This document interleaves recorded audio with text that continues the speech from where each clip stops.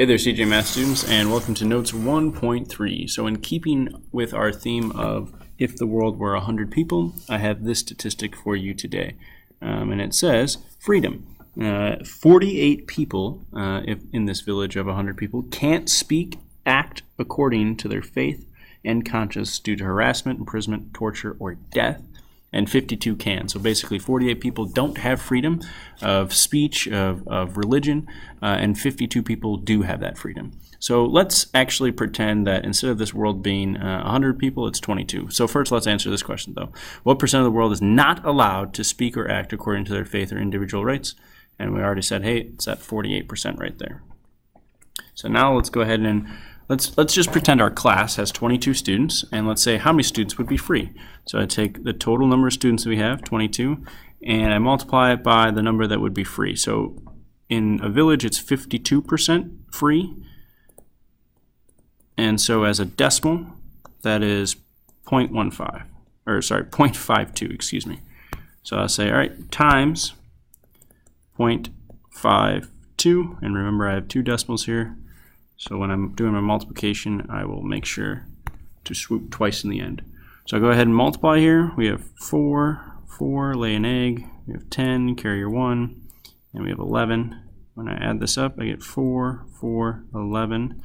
And then obviously, like I said, swoop twice, once, twice. So 11.44. So we can't say 11.44. We're going to round this, 11.44. We round down because if it's 5 or more, we round up. 4 or less, we round down. So we'll say 11 students are free. So now let's go ahead and say how many students would not be free. All right, so again, we'll say there's 22 total students in our classroom. We'll multiply it by the would not be free was, looking over here, it was 48%. So we get 0.48, multiply by 0.48, and let's do this multiplication. 2 times 8 is 16, carrier 1, 2 times 8 is 16, 176.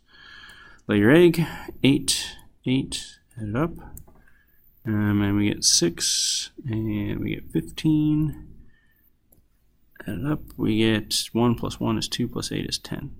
And then remember we had two decimals, so we swoop 2 times, right?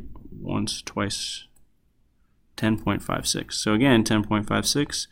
Look at the tenths value, and it's just 5 or more, so we round up.